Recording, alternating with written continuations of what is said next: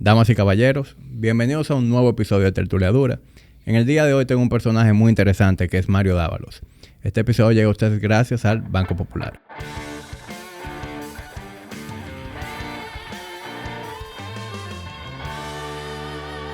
Ahora sí, Mario. Gracias por la invitación, viejo. Gracias a ti, viejo, por venir.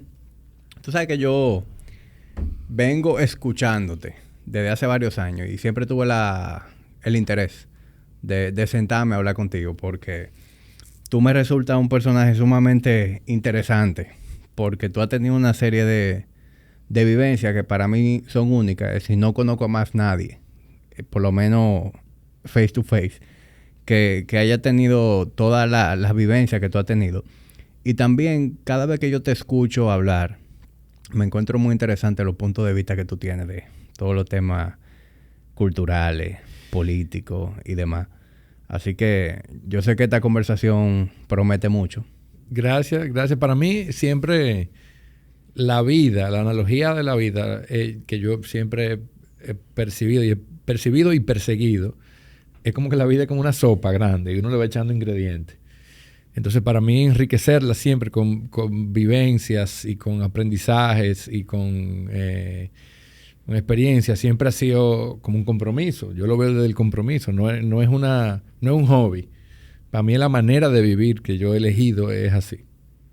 Y por eso me resulta interesante, porque no todo el mundo se toma tan serio vivir de esa manera. O sea, lo más normal es que uno vaya por la vida en automático. Tú vas a tu trabajo, tienes tu tiempo de familia y tú vives en este ecosistema en el que tú naciste y fácilmente tú, si sales de ahí un par de veces en tu vida, es una vacacioncita, etcétera. Pero es muy raro encontrarse con gente como que se tomen vivir con ese espíritu aventurero y esa agresividad de una manera tan seria. Mira, la palabra agresividad yo creo que es una buena palabra. Porque para mí, yo he tenido varias experiencias. Yo he perdido muchos amigos en la vida. Muchos amigos cercanos que se han muerto por diferentes razones. Desde que yo era muy niño, mi mejor amigo a los 10 años se cayó de una azotea. Y así en el transcurso de la vida perdí amigos hasta hace unos años cuando mi amigo Fernandito Rainieri murió en un accidente. Y yo creo que esas son de las cosas que siempre me ha hecho como pensar como viejo. Esta vida es un ratico. Uno no puede darse el lujo de planificar de que a 10 años. Esto hay que vivirlo ahora, esto hay que intentar y vivirlo con autenticidad también, vivir de la forma que uno quiere vivir, porque nosotros todos vivimos también muy impulsados por lo que se supone, por las normas. Entonces yo no te voy a decir que he roto todas las normas, ni mucho menos, pero sí he intentado vivir auténtico de las cosas que son importantes para mí. Entonces, por ejemplo, que hablábamos fuera de cámara del tema de los viajes, las expediciones. Yo crecí leyendo a Julio Verne, Robinson Crusoe, después Alejo Carpentier, pero eran cosas de aventura. Y yo decía, mira, qué chulo tiene que ser vivir así. Pero en ese momento no se me ocurría que era posible. Parecía algo como que solamente lo hacían en los libros. Hasta un momento que decidí que iba a vivir así. Y bueno, y tengo ya 12, 13 años en esa constante búsqueda como de exploraciones. Sí. Y para darle un poquito de contexto a quienes nos están escuchando hablar, para que conozcan un poquito de a qué yo me refiero. Tú tienes más de 11 años haciendo expediciones todos los años a sitios totalmente remotos. Al Amazonas, a Alaska. Antártida, al Ártico finlandés, al Ártico de Alaska. Sí, todo empezó con un viaje donde mi tío nos invitó a todos los sobrinos a un viaje a Alaska en el 2011. Y nada, yo justamente había comprado una casa en la montaña aquí, estaba haciendo mucho hiking en la montaña, y cuando llegué a Alaska me enamoré completamente. Fue un viaje muy rápido, fue un viaje como un día aquí, un día allí, o sea, no había mucho tiempo de explorar, pero sí fue como una visión rápida de muchas cosas y me enamoré completamente. Y al próximo año, a los 6 meses, primero fui a Yellowstone, en invierno, y de ahí nunca he parado. Siempre hacía 2 o 3 viajes al año, con excepción del año pasado, que por otras razones tuve que posponer. Pero digamos que Antártida fue impresionante. Alaska, donde más he ido, estoy enamorado de ese sitio. Llevo 2 expediciones en estos 11 años. O sea, hubo un año que fui 3 veces en el mismo año. ¿Y qué se hace en una expedición? Todas las expediciones yo la diseño de manera muy diferente. Hay algunas que son más yo le digo que son más de placer, porque son más de descanso, son más de silencio. Y yo puedo visitar un pueblecito donde ya viven mis amigos, que son los guías que he ido conociendo. Hay otros que son más extremos, donde son, por ejemplo, uno de los viajes más épicos. Yo leí un libro que se llama Being Caribou. Y el libro era de unos tipos que persiguieron la manada de caribú caminando a pie. Yo dije, yo quiero hacer eso. Es una vaina extrema completamente. Y entonces diseñamos un viaje que era para hacer eso. Y lo primero era localizar la manada de caribú. Entonces tú la localizas donde hay una data que tienen los biólogos, pero una data que tiene como una semana de retraso. Entonces tú puedes saber dónde estaban hace una semana. Entonces hacen unos viajes primero en avioneta donde tú la ubicas. Pero ¿qué pasa? Aunque tú la ubiques, la avioneta no aterriza ahí, sino que aterriza donde pueda. Entonces, nada, aterrizamos, qué sé yo, a 20 millas. Entonces, bueno, empezamos a caminar. No la encontramos. 4 días caminando. Llamamos al piloto. Mira, no encontramos la vaina, muéveme otra vez. Te recogen, te mueven de sitio otra vez en la avioneta. Y volvimos hasta que eventualmente la encontramos. Y fue impresionante, porque estamos hablando de una vista de 60,000 animales en medio de la nada, donde tú eres la única persona que está ahí viendo eso. Entonces, el sentido como de privilegio, como de, mira, qué suerte yo tengo de que yo estoy aquí viviendo esto. Entonces, todo lo que es esa manada con todas las crías nuevas, los depredadores que vienen detrás. Entonces, ese fue, por ejemplo, un viaje. Y así, cada viaje tiene como un propósito diferente de documentar fotográficamente algo y de vivir cierta experiencia. Esa comunicación que tú dices, mira, llamamos al piloto, todo eso por radio. Por teléfono satélite. Ok. Y entonces tú estás en el terreno con un guía únicamente. Correcto, el terreno con un guía, pero ¿qué pasa? Que tú llamas al piloto y no es un Uber, el tipo no sale huyendo. Claro. El tipo puede llegar 4 días más tarde, después que tú lo llamaste. Porque puede ser que no tenga tiempo o puede ser que el clima no permita que te recojan. Es igual que el día de la recogida, te dicen, por ejemplo, te vengo a buscar en 15 días. En 15 días tú tienes que estar en este punto geográfico marcado en GPS. Y tú tienes que estar ahí. Pero tú puedes llegar ahí, el tipo puede durar 4 días sin venir. Y digo 4 días porque eso es lo máximo que yo he durado. Y es más o menos también la comida que tú te llevas adicional es como para 4 días adicionales. Y no han habido momentos en los que tú te cuestionas si el tipo va a llegar, ¿verdad? A cada rato. De hecho, lo más cómico que pasa es cuando tú estás esperando, tú oyes el avión. Y no hay ningún avión, pero tú lo oyes. Tú dices, ahí viene el avión. Y uno empieza a oír cosas. Porque es muy diferente a irse al Pico Duarte o lo que sea. Estamos hablando de un sitio donde no hay nada. No hay rastro humano. No hay carretera, no hay letrero, no hay nada. Es realmente un sitio que si tú le dieras una máquina del tiempo para atrás a 500 años o 1000 años, estaba así mismo como está hoy. Y eso yo creo que es lo que a mí me atrae. Claro. No, de verdad, como tú me lo estás describiendo, nada más de imaginármelo, es algo impresionante. Y me pongo en esa posición en la que tú estás esperando, te dijeron que en 15 días están ahí, y pasa un día, pasa 2 días. Esa ansiedad de, mierda, nadie va a venir por aquí. Y yo nada más me jodí, porque como tu resort te jodiste. Y mi esposa, por ejemplo, yo me voy y le digo, mira, yo no te voy a llamar por 10 días. Si el día 12 yo no te he llamado, llama ese número y averigua. Pero yo me desconecto completamente. Entonces, claro, hay viajes que son más sencillos que otros. Hay los viajes yo, por ejemplo, en el 2021, lo que hice fue un viaje en rafting por un río que se llama el río Canning hasta el mar Ártico, remando por 10 días. Fuimos remando, yo y un guía, una balsa inflable con toda la comida. Íbamos haciendo campamento todas las noches. Íbamos remando 10 días hasta que llegamos al mar al Ártico. Eso fue el final de primavera del 2021. Y fue otro viaje impresionante. Mario, tú te tienes que haber topado con una serie de adversidades.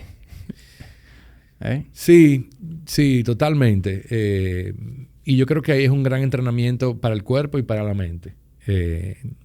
La capacidad de luchar contra adversidades que yo he desarrollado mentalmente hablando a través de estos viajes es realmente, o sea, por lo menos comparada como yo era antes, ¿verdad? Uh-huh. No lo puedo comparar con nadie, pero comparado con como yo empecé, es impresionante y yo me siento muy contento por esa parte, pero hay momentos muy difíciles, hay momentos que uno se cuestiona qué es lo que yo hago aquí, tan lejos. Así, ¿cuáles son los highlights de tu vida de expediciones? Los mayores sustos que tú te has dado. Mira, susto así, yo te voy a decir, no sé si susto, pero te voy a contar dos momentos que me marcaron mucho. Uno fue cruzar el pasaje de Drake en un velero. El pasaje de Drake es básicamente donde se juntan los océanos, abajo de Patagonia, ¿no? Entre Antártida y América del Sur. Y el pasaje de Drake te puede tocar de dos formas. O muy malo, que le dicen el Drake Hell o el Drake Lake. A mí me tocó malo. Entonces tú vas en un velero, 3 días dura el cruce, en un velero a 9 nudos. Y básicamente tú tenías que estar amarrado a tu catre con un velcro, porque si no salía volando. Entonces tú estás amarrado por 3 días consecutivos, te paras solamente para comerte algo, pero tienes todo el tiempo como amarrado. Y es como estar en medio de una batidora. O sea, por 3 días consecutivos tú pierdes noción del tiempo completamente. Tú ni puedes dormir tranquilo. No, tú no puedes dormir tranquilo, tú no pierdes noción del tiempo. Pero entonces nada, cuando llegas y ya entras a la península, a la bahía, pues es lo más cercano a estar en otro planeta. Realmente, o sea, parece otro planeta. Todo es de hielo. ¿Tú te acuerdas como la cueva de Superman en la película? Claro. Es como así, es como está dentro de eso. Entonces fue un momento que me marcó muchísimo a mí, fue extremadamente difícil. Y otro viaje que me cambió completamente, cambió mi relación con los viajes, cambió mi relación con la fotografía, fue un momento que yo fui a un lago que el piloto, un piloto con quien he hecho una amistad, descubrió un lago volando por ahí. Estos pilotos viajan mucho llevando law enforcement, policía de diferentes villas, estas pequeñas aldeas de 80 a 100 personas, y vuelan todo el tiempo en una avionetica, una Cessna 205. Entonces me dice, mira, descubrí un lago y hay muchísimos osos. ¿Tú quieres ir al lago? Yo, el año que viene vamos al lago. Hicimos el viaje, organizamos el viaje al lago. Es un lago muy pequeñito. Y entonces yo todos los días, donde hicimos campamento, yo tenía que cruzar primero un río remando, caminar 3 millas en la nieve y cruzar un bosque muy oscuro para llegar al lago. Después de una semana donde no veíamos los osos, decidimos cruzar de noche para allá con el amanecer. Entonces, cruzando este bosque de noche, de repente, viejo, a mí se me paran todos los cabellitos de aquí de la nuca. Me da un olor muy fuerte a animal y me entró un terror que yo no te puedo explicar, y lo único que escuchamos fue como el sonido del oso que estaba al lado de nosotros, que se mandó corriendo. Pero ese oso pudo haber sido el final y ahí no lo iban a encontrar nunca. Pero digamos que ningún animal me ha atacado, ningún animal... me he sentido amenazado por ningún animal. Yo soy muy respetuoso de los animales, de mantener mi distancia, de respetar su espacio, de tampoco representar una amenaza para ellos. Sí, porque hay que estar claro que tú eres el que está invadiendo el espacio de ellos. Correcto. Entonces, al final del día, lo más peligroso que le puede pasar a una gente con un oso es sorprender a un oso. Si un oso está durmiendo y tú lo sorprendiste, el oso te va a atacar. Sobre todo, mientras más al norte vayas, los osos son más pequeños y son más agresivos. Mientras más al norte de Alaska te vayas. Yo creo que eso es uno de los animales más difíciles de enfrentar. Mira, una vez estábamos en Katmai. Katmai es una península en la parte oeste de Alaska. Donde hay muchos osos. Y son osos bastante friendly porque hay mucho alimento, mucho salmón. Y hay cierta cantidad de visitantes también. O sea, hay gente. Nosotros fuimos a una parte de Katmai donde no había mucha gente. De hecho, éramos los únicos. Yo con una avioneta. La avioneta se parqueó ahí. Tuve 4 días con nosotros. Y yo me levanto un día muy temprano y me voy a caminar en la playa y veo un oso. Entonces, cuando yo veo un animal, normalmente me acuesto en el suelo para tener un ángulo como desde el piso, que es un ángulo más bonito para hacer una foto. Y estoy acostado ahí, el oso está pescando en la playa, comiendo almejas y peces, que yo qué. Y el oso empieza a caminar para donde mí. Y empieza a caminar donde mí. Y yo estoy viendo por el telefoto, todavía está lejos, 100 metros. Perfecto. Pero sigue caminando por donde mí. Y yo no tengo para dónde correr. O sea, no, si corro peor. Entonces agarré, me siento, viejo. Y lo miro y me siento ahí y nada. Y me quedé sentadito ahí. Y ese animal le pasó por al lado. Me pasó a 10 metros por al lado. Me miró y ni siquiera se inmutó. Pero yo pasé un susto. O sea, de verdad, yo decía, ya, este es el final. Claro. Este es el final. This is the end. Pero nunca he pasado un momento así donde me hayan atacado. Tú estás consciente de que tú estás un poco desconectado de la matriz, ¿verdad? Eso no es... Bueno, tú podrías decir eso, pero yo te podría responder que es más peligroso manejar el 27 de febrero que lo que yo hago. Eso es una manera de verlo, pero yo no creo que sea así. Es más peligroso andar en la calle. Yo creo que tú estás siendo filosófico al respecto. Andar en la calle, no, viejo. La verdad es que si uno conoce los animales, uno los respeta y uno lo estudia, tu chance de meterte en problemas son bajitos. Yo tengo mucho tiempo que estaba en África, en 6 países en África, he fotografiado leones, elefantes, hipopótamos, que ese sí es un animal maldito, el hipopótamo, de verdad. Sí. Sí. O sea, por encima para ti de un león. Sí, porque el hipopótamo mientras está en el agua, el león, cuando tú estás dentro de un carro, de un vehículo, aunque el vehículo no tenga puerta ni ventana como los carros de safari, el león no está viendo una gente, el león ve como un animal grande que es el vehículo y no se come. Entonces el león te pasa por al lado, literalmente tú puedes estar aquí y el león está ahí. Que si tú sacas la mano lo topa y el león no se inmuta. Si tú te apeas del carro, obviamente va a tener problemas. Pero el hipopótamo no, el hipopótamo te ve en el agua y va para donde ti. No quiere que tú estés en el agua. El hipopótamo es desgraciado. En tierra no. En tierra el hipopótamo es tranquilo. Pero en el agua es un animal mucho más veloz de lo que parece. Y mucho más agresivo de lo que parece. Es el segundo animal que más personas matan en África. El primero es el mosquito. Tú sabes que yo le tengo un miedo al carajo. No quiero saber de ese pájaro. Por ponerle un término. Los cocodrilos. Yo tengo una foto que te la voy a mandar. Porque yo buceé con cocodrilo en Cuba. En Jardines de la Reina. Y el cocodrilo, yo tenía mi cámara, que es un aparato grande, ¿verdad? Con 2 manubrios y un domo de cristal. Y el cocodrilo me chocaba el domo de cristal y yo lo empujaba para atrás. Y tengo la foto, la boca abierta del cocodrilo, como casi mordiendo el domo. El domo, o sea, tú ves el diente como desenfocado porque está tan cerca que la cámara no enfoca. Y yo buceé con cocodrilo todos los días durante una semana. Chilling. Sí, la verdad que y con tiburones, nunca me sentí tampoco, eso nunca me dio miedo el primer día. Tú dices, mierda, que me mataste con un cocodrilo. Pero la verdad que también ellos... ¿Y qué es lo que pasa con el cocodrilo? O sea, ellos... Porque, óyeme, hay aldeas que están azotadas por cocodrilos. Entonces tú vas a la aldea y a todos los miembros de la aldea le hace falta un miembro. No, pero ese es el African crocodile. Eso es otro pájaro diferente.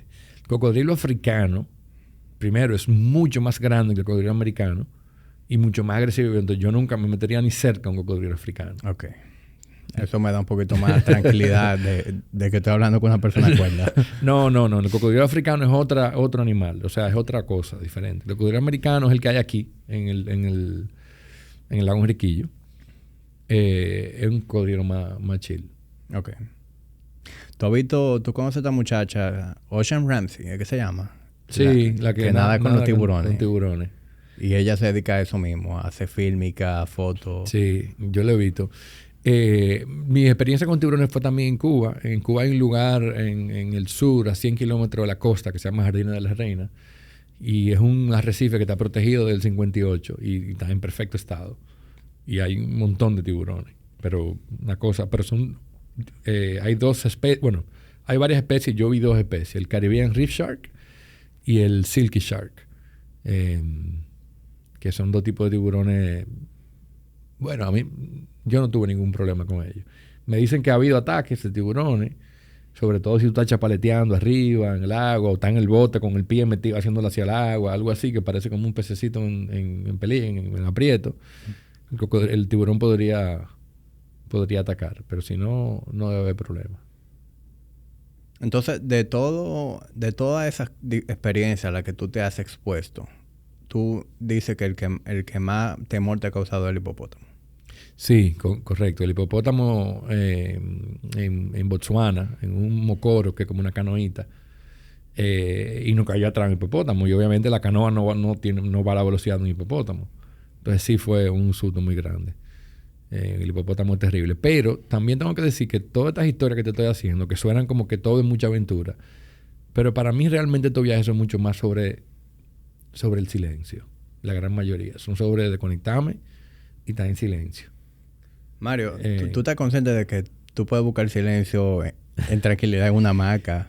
Sí, pero la idea de removerte como de la sociedad y de la civilización y de insertarte en un sitio tan remoto, para mí tiene una dimensión espiritual muy, muy fuerte. Entonces, yo me acuerdo del el último viaje, por ejemplo, este que fue en el Ártico, el tema que te contaba, que nos fuimos en la balsa inflable.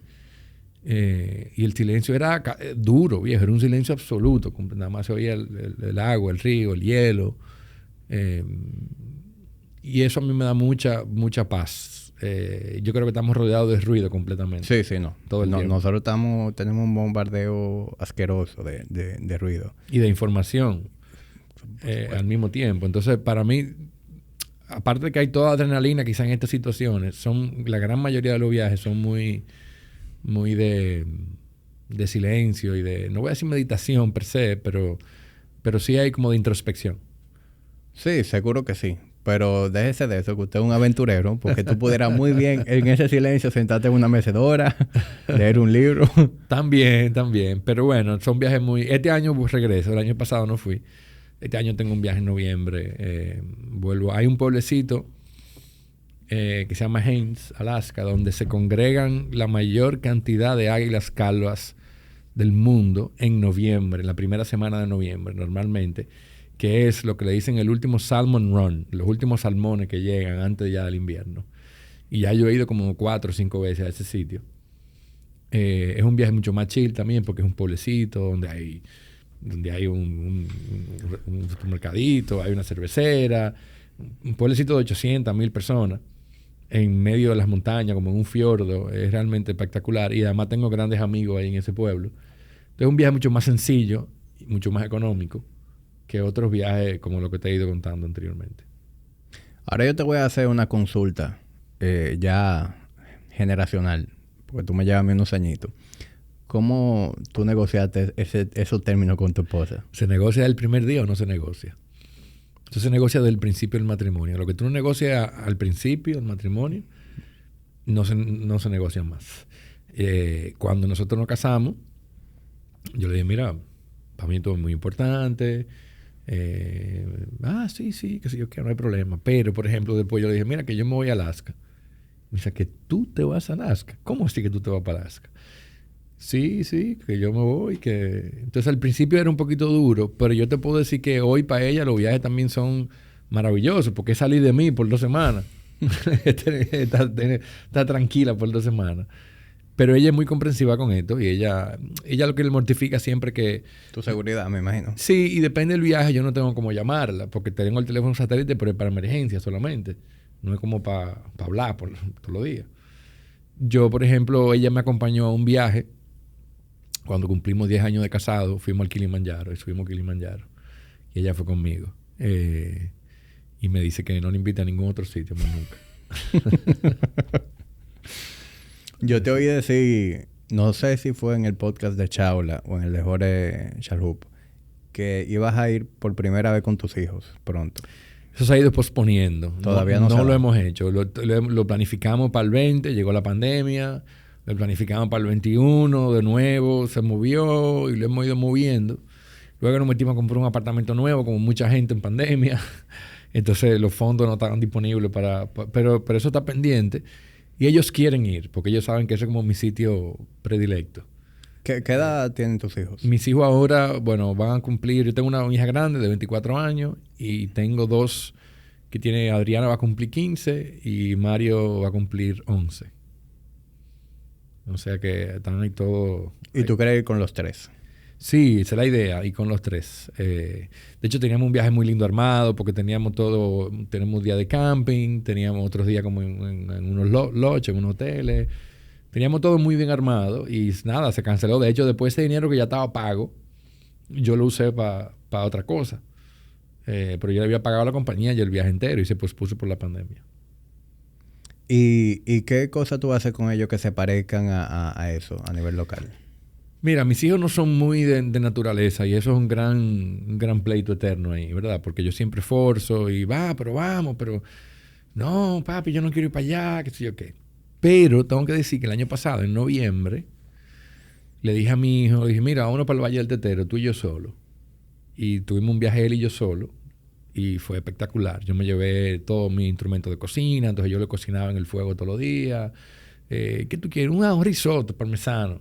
Entonces yo en el fuego le hacía ahí en la fogata, le cocinaba lo que él quería, pancake por la mañana, y se tiró los 38 kilómetros y de vuelta al tetero caminando, sin quejarse. La pasamos súper, súper bien. Y yo creo que fue como el principio de algo. Mi hija de 14, 15 años, cuando era chiquita le gustaba mucho en Jarabacoa ir hiking conmigo, pero ahora no quiere ir a ningún sitio ya. Está en una etapa donde no quiere. O sea que yo intento mucho, es un pleito constante, pero como de cuando vamos a organizar un viaje o vamos a hacer cualquier cosa, como yo intento siempre tener un elemento que sea de naturaleza, que sea de exploración o de aventura, que sigamos rafting en Jarabacoa, que es muy chulo el rafting ese realmente en el Yaque del Norte, me vale mucho la pena. Pero digamos que no es natural para ellos, no es que ellos son aventureros así naturales. Bueno, vamos a ver si el de 11 va enamorándose de eso. Dio buena señal. La pasó súper bien en ese viaje al tetero. Ahora estamos filmando un proyecto en el Pico Duarte, en el tetero. Y estamos yendo al pico por diferentes rutas. Me voy el martes. Estamos haciendo diferentes rutas. La ruta de San Juan, la de Asua, la de Constanza. Rutas que son desconocidas. Yo creo que es un proyecto interesante también que viene por ahí. Parísimo. Dentro de esas mismas expediciones, yo te he oído, y ya lo mencionaste una vez aquí, hablar sobre el silencio, que tú siempre estás buscando el silencio. Y yo te he oído, tanto con Jorge como con Chaula, hablar de cómo tú buscas de manera intencional el silencio y digamos que el impacto que eso tiene en tu propia creatividad, en cómo tú te sientes. Mira, yo creo que yo tengo un problema, ¿no? Yo creo que yo tengo un problema de hipersensibilidad sensorial. Donde de la ropa hasta el sonido a mí me molesta mucho, me causa mucha irritación. Pero el sonido realmente se pone peor cada año, lo que me causa. Entonces yo vivo la vida con audífonos puestos. Porque por lo menos el audífono tengo música, pero me bloquea como del entorno. Entonces para mí el silencio siempre es muy importante. Jarabacoa, por ejemplo, a mí me encanta. Nosotros tenemos una cabañita en Jarabacoa como Camino a Manabao, donde a veces hay silencio. Digo a veces porque ya hay una música que sale donde sea. Pero para mí es muy importante. Para mi salud mental, realmente, para yo poder pensar, para yo poder oír. Yo publiqué un libro sobre mis viajes a Alaska. Te lo voy a mandar de regalo. Gracias. Y habla mucho también de este tema del silencio, de esa búsqueda como constante de estar en silencio. Yo no soy una persona religiosa, yo no soy creyente, pero creo que hay una intersección entre mi relación con la naturaleza y lo que otras personas tienen con sus dioses o sus diferentes creencias. Espiritualidad. Creo que hay una intersección ahí interesante, donde para mí es muy importante para conectarme conmigo y también sentirme conectado como con la tierra. Sí. Hay algo con la tierra, con la naturaleza para mí, con los árboles, y de ahí tengo que decir que, aunque yo sé que la pandemia fue muy difícil para la gran mayoría de personas, para mí fue un lujo la pandemia. Yo la pasé de maravilla. Porque yo me fui a Jarabacoa, trabajaba de allá, caminaba todos los días, me iba al río a caminar todos los días, con mis perros, con 3, 4 perros. Tú sabes que yo sentí algo parecido en la pandemia. Si no hubiera sido por la parte económica, para mí hubiera sido perísima. Pero la parte económica me dio duro. Sin embargo, el poder hacer ese tipo de cosas, como que no operar bajo una estructura, sino uno tener... Literalmente, tú podías hacer lo que te diera tu gana. Sí. Y ojo, que yo estoy consciente de que esto fue un privilegio, de que esa no es la realidad de la gran mayoría de gente. Que la mayoría de gente la pasó muy mal. Pero la verdad que... Y económicamente para mí hubo mucha angustia, porque yo no sabía si mi negocio iba a sobrevivir o no. Pero al final no dejamos de tener ingresos y lo que hicimos fue no tener costos fijos, porque yo entregué el edificio, tomé muchas decisiones. O sea que ni siquiera por ahí fue, más allá de la angustia, la ansiedad de que podía haber sido y todo lo que pasamos en ese momento y tuvimos que reinventar la empresa. De hecho, la transformamos completamente, hasta surgieron empresas nuevas de ahí. Pero sí el ritmo de vida yo sentí que era mucho más suave.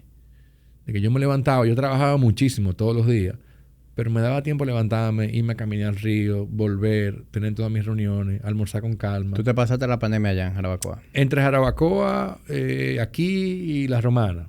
Íbamos rotando. Pero era como muy lento todo. No había esa prisa de coger tapones. O sea, viejo, para yo venir aquí hoy, yo sería 1 hora antes de mi casa. Entonces, esa parte... Pero bueno, volviendo a tu pregunta original, el silencio es clave para mí, para poder pensar, para crear, para organizar mi pensamiento, yo trabajo mucho pensando en estrategias, tanto para mí como para clientes. Y para pensar en una estrategia, yo tengo que poder organizar mi cabeza y verlo todo. Yo soy muy visual. Todas mis ideas son visuales. Yo pienso en ideas como si fueran objetos. O si estoy pensando en una estrategia, la veo como si fuera un tablero de ajedrez. Pero todo lo pienso muy visual. Entonces, necesito hacer eso en silencio. Entonces, incluso en mi oficina, yo tengo un audífono puesto con sonido de lluvia o con cualquier cosa que sea como un white noise o una música muy, muy relax. Y te oí también hablar de la importancia del aburrimiento, de que ya la gente no se aburre. No es la importancia del aburrimiento, es la necesidad, o sea, de que yo creo que la creatividad y la originalidad vienen también de no estar completamente entretenidos. Cuando tú estás entretenido, tu cerebro no está funcionando. Tú estás entretenido, tú estás distraído. Y en la noche a mí me encanta distraerme. A veces yo en mi casa me encanta ver una serie y distraerme. Pero yo no estoy creando nada cuando estoy distraído. Yo estoy idiotizado completamente. Y eso también es importante. Pero aburrirse es tener como el canvas en blanco, la página en blanco. Y crear y se te ocurren cosas y conecta a puntos que no estaban conectados antes.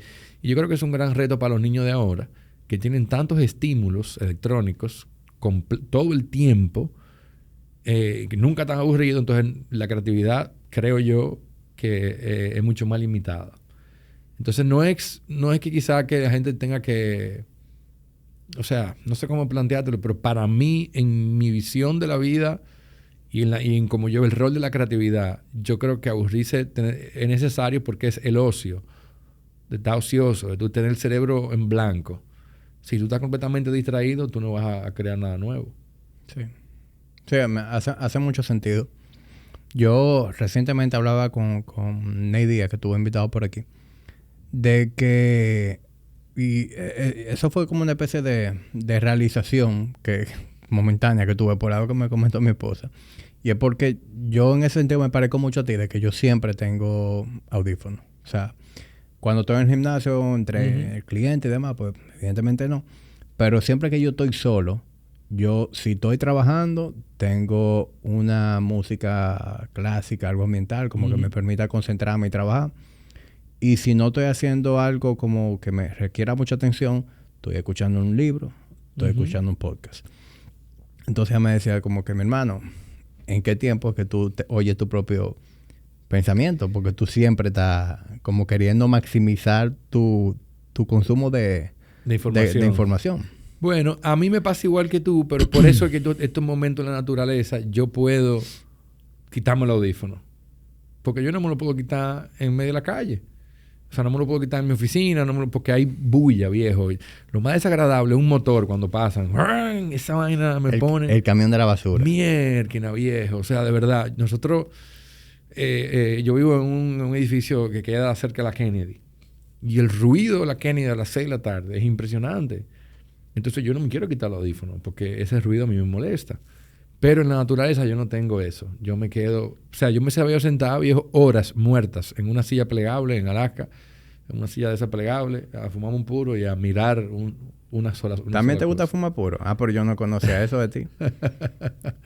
Sí, eso fue otro vicio de pandemia también. Yo soy amante de lo puro. Yo me fumaba quizá un puro al año. Y después de pandemia pasé a uno diario o uno a la semana o así. ¿Qué te gusta fumar? Mira, últimamente, bueno, el Padrón quizá es mi favorito, pero el Padrón es caro. Entonces yo he buscado opciones que sean un poquito más económicas. Y Joya de Nicaragua y San Lotano son dos puros que me gustan mucho, que yo creo que son más affordable. Pero el Padrón el Padrón y Fuentes, ambos, son superiores. Sí, esos son mis dos favoritos. Padrón y Fuentes, tal cual. Yo incluso descubrí Padrón primero, porque cuando yo empecé a fumar fue muy... tengo un amigo Alejandro Ten Walder que fue como quien me introdujo a ese mundo, y él me introdujo a Padrón y yo empecé... Es que empezaste en lo maduro. Yo empecé, tú sabes, esa onda nicaragüense, tatuajes, viajes, etcétera.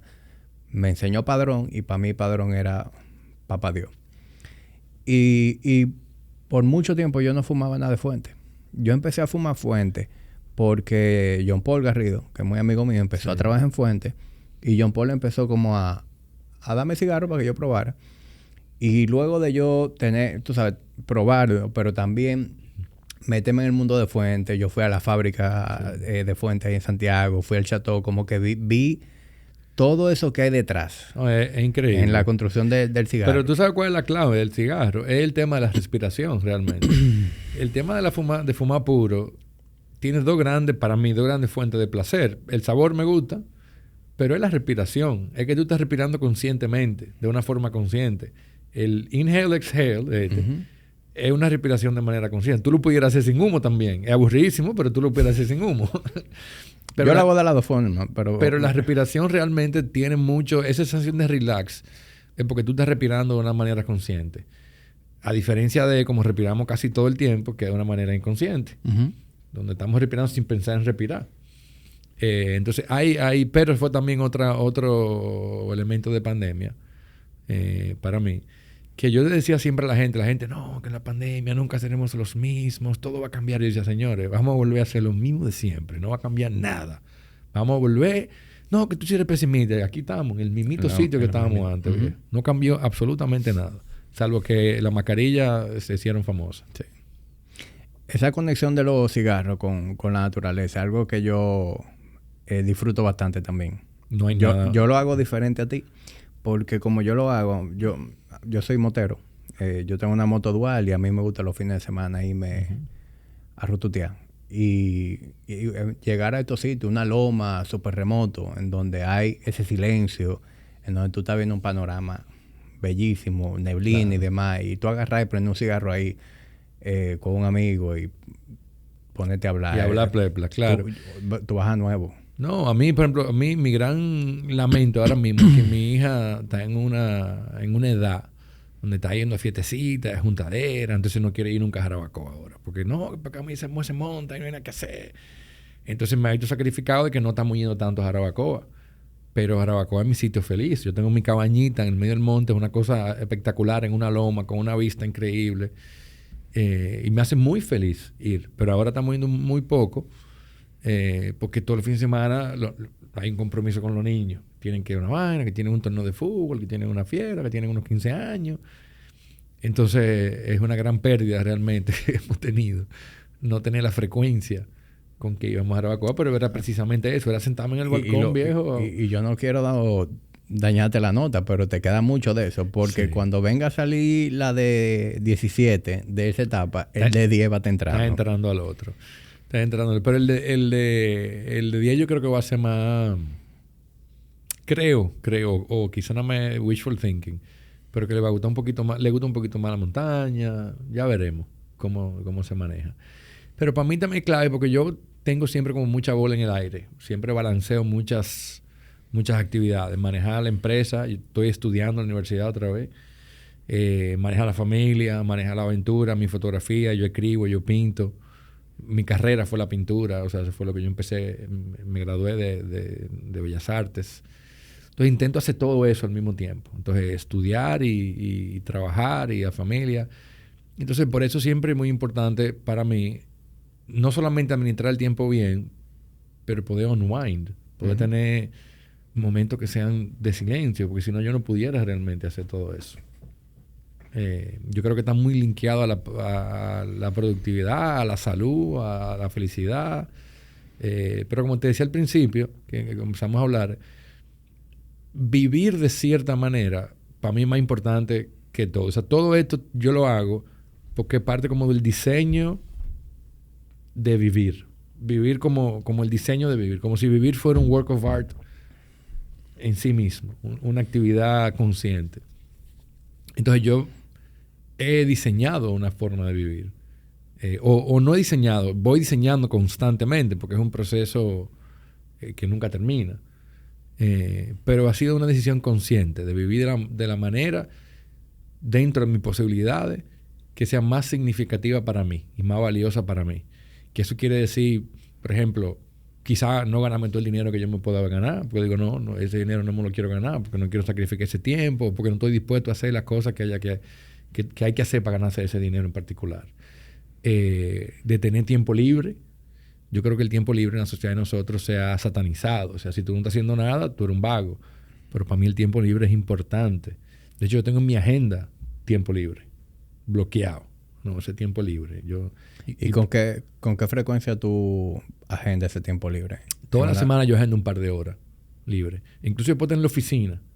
Y en la oficina tengo una hora libre. Que es para yo pensar en la oficina, pensar que podemos ser diferentes. ¿Cómo tú funcionas? ¿Tú tienes tu agenda abierta a todo tu equipo? No. No.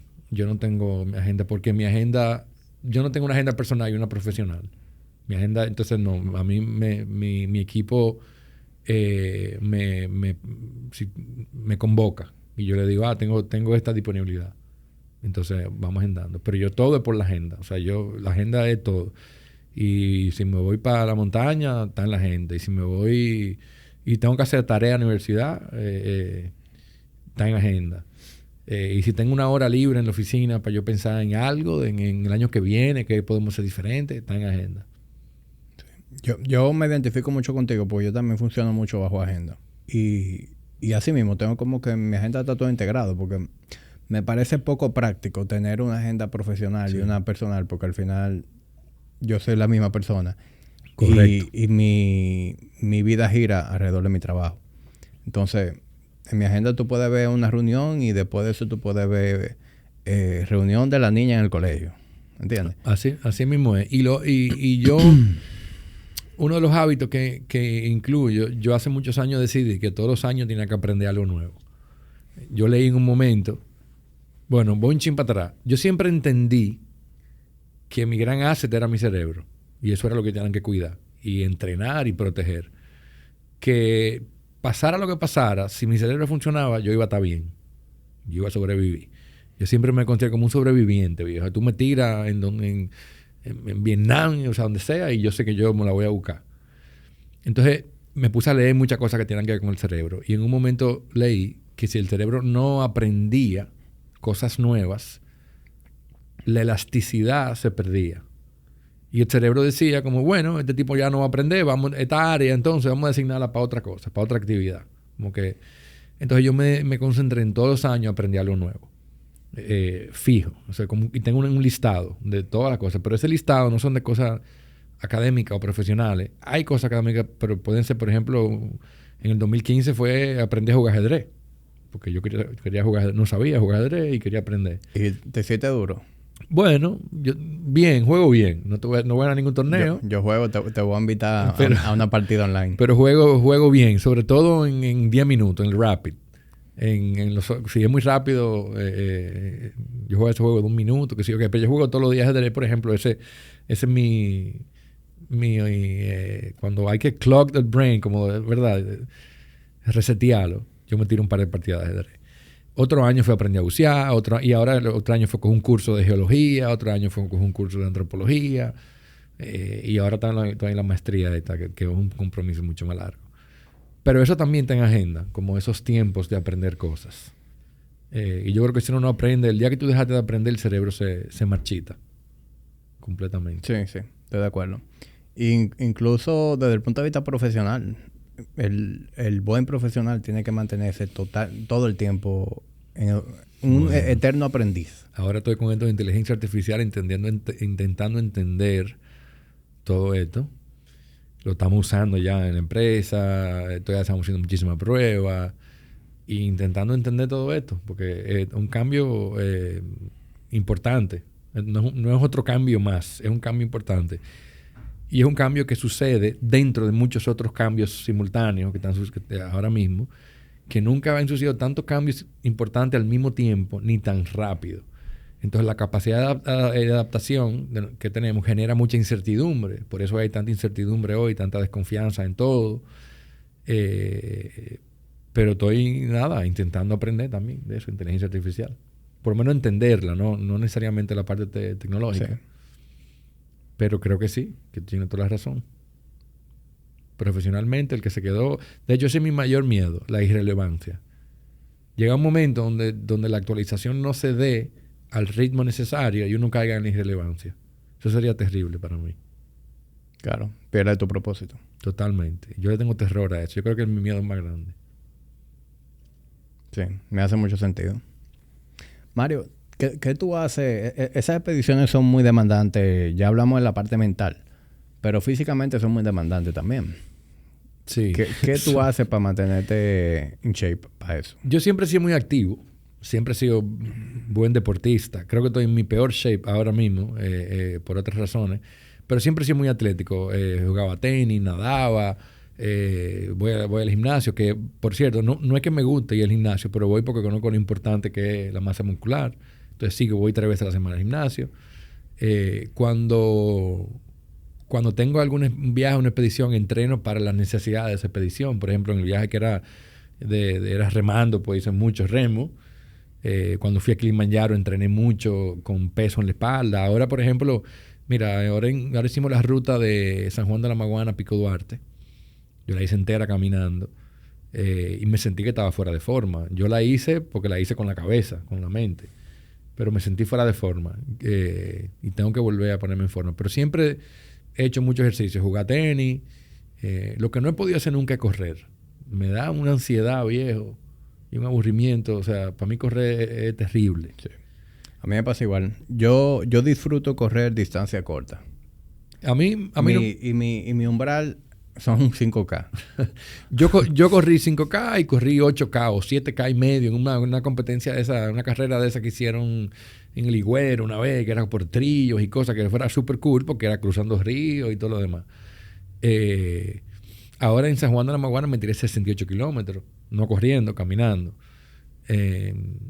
Pero la natación siempre fue algo que disfruté mucho, porque también tiene mucho que ver con el sonido del agua.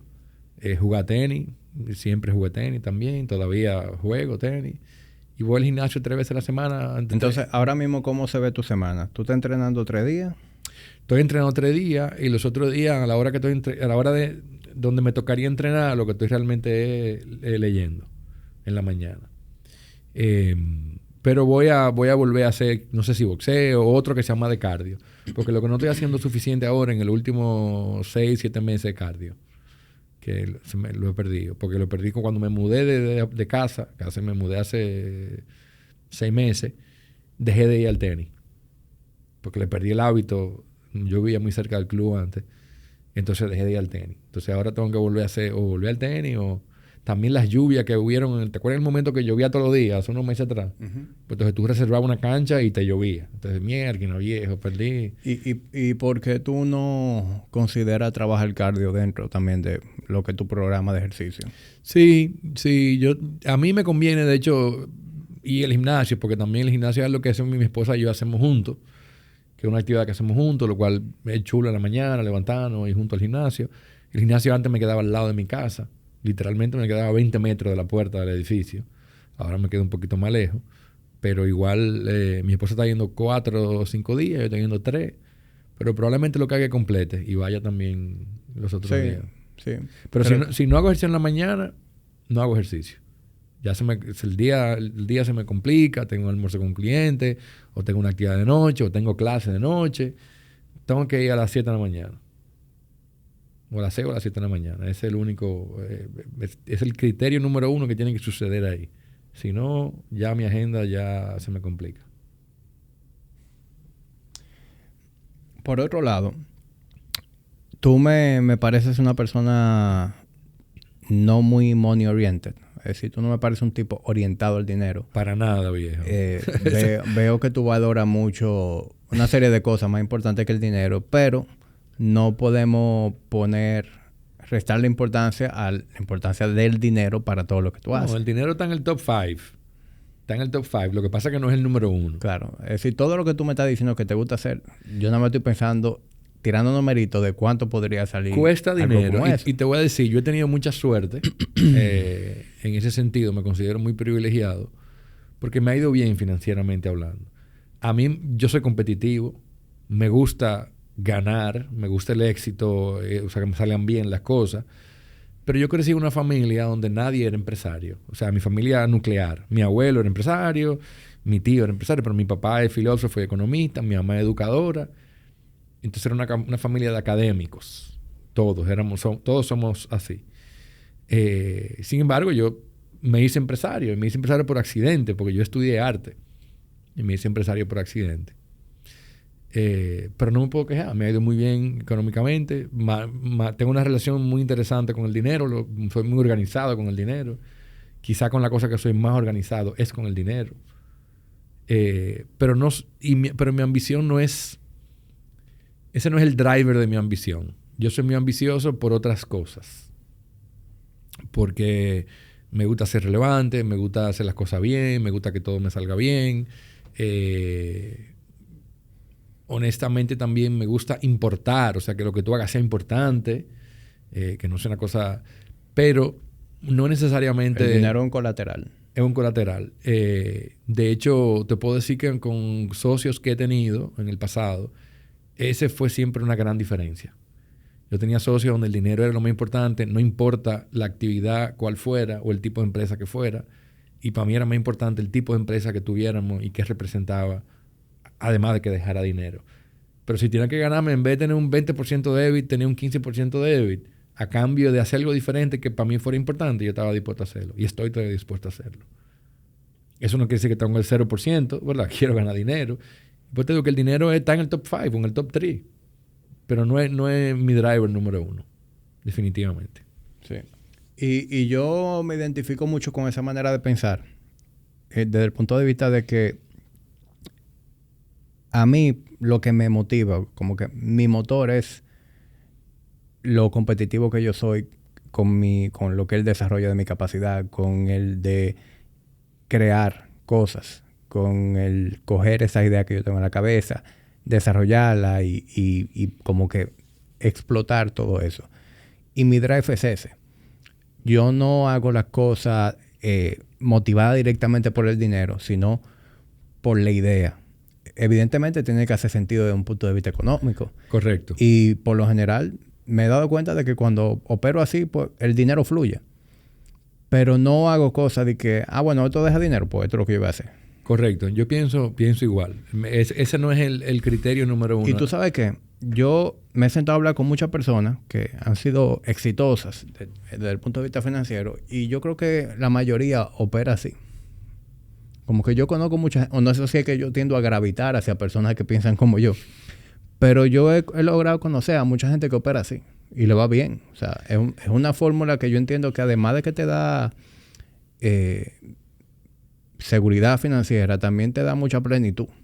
Mira, el tema del dinero es tricky, porque yo creo que el dinero, cuánto dinero tú ganas, hay un refrán que dice, de cuánto dinero tú ganas depende de cuánto gana tu cuñado.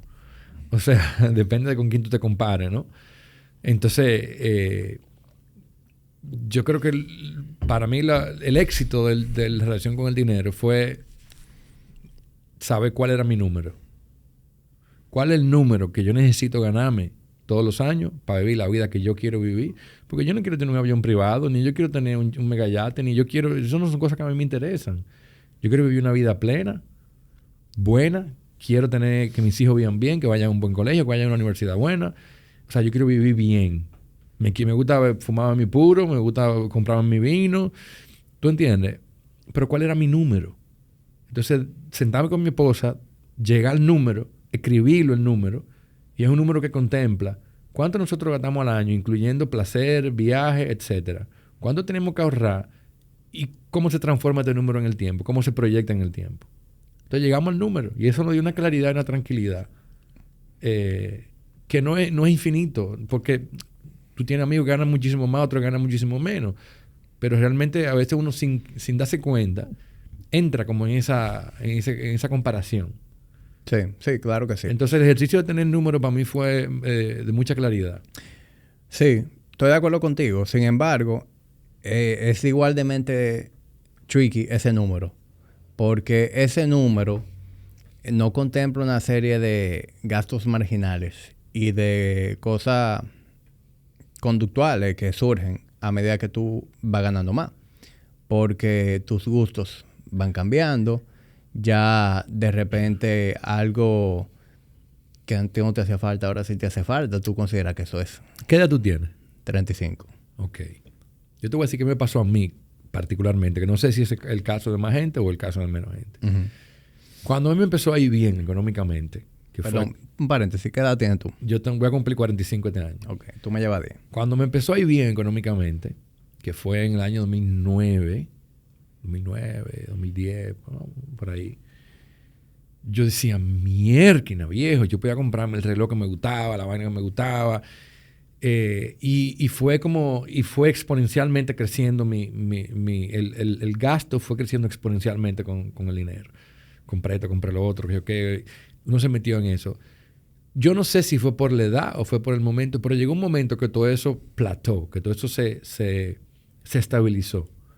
Y había cosas que no... Entonces yo te digo, por ejemplo, ahora mismo, y yo se lo digo mucho a mis hijos, esto les digo, ¿qué ustedes quieren que ustedes no pueden tener?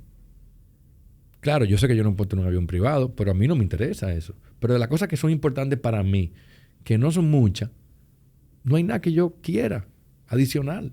¿Qué yo quiero? Que mi familia esté saludable, vivir en una buena casa, viajar cuando yo quiera dentro de lo razonable. Uh-huh. Tener mi biblioteca, que es mi vaina más, es donde yo gasto el dinero realmente, en libros. Yo no compro ropa. Yo no ando, yo no gasto en zapatos, en ropa, en nada de eso. Yo tengo la ropa más básica posible. Práctica. Soy muy ropa de algodón, que me quede cómoda. Yo no gasto en carro. Yo no gasto en reloj, aunque un momento lo hice, pero no gasto. ¿En qué yo gasto el dinero? Realmente el dinero se me va en los colegios de los muchachos. ¿Tú entiendes? Y en cosas así. Pero te lo digo con toda honestidad. Las cosas que yo quiero tener en mi vida, yo las tengo. Ahí está mi casa en Jarabacoa. Aquí está mi casa en Santo Domingo, mi apartamento. Viajo con mi mujer cuando queremos viajar, digo, por lo menos un par de veces al año, qué sé yo, que si hacemos un viaje con los niños, hago un viaje solo. Mi empresa le va bien, no es la más grande de la industria, pero le va muy bien. No solamente le va muy bien, quiero que a todo el que sea mi socio le vaya muy bien también. Y creo mucho en tener sociedades. Más allá de que algunas no me han salido bien, pero creo mucho en sociedad, porque creo que hay que compartir las responsabilidades y compartir los beneficios. Entonces yo creo que el tema con el dinero viene mucho también de de ponerle ciertos límites a eso. Tengo amigos que son multimillonarios y no me comparo con ellos, porque no podría nunca compararme con ellos, no fuera feliz. No, es que lo que mata la felicidad son las comparaciones. Totalmente. Ese es el enemigo de la felicidad. Por eso el dinero que te decía, dice el refrán ese que te decía ahorita, que uno gana con quien depende de cómo te compares. Pero yo también siento que con la edad, o sea, ahora mismo, después de los 40, hay como una claridad y una aceptación, por lo menos en mi caso, y creo que para todo el mundo es así, por lo que he oído, mucha gente hablando, hay como una aceptación, como, bueno, viejo, hay como más aceptación de quién uno es y la vida que uno ha elegido. Claro, si uno tiene el privilegio y la suerte de haber elegido una vida, que no es el caso de la mayoría de personas. Porque otra cosa que hablo mucho con mis hijos es el tema del privilegio. Yo les digo, ustedes no se merecen esto que ustedes tienen aquí. Ustedes tuvieron suerte. Ustedes nacieron en esta casa de chepa. Porque ustedes pudieran haber nacido en otra.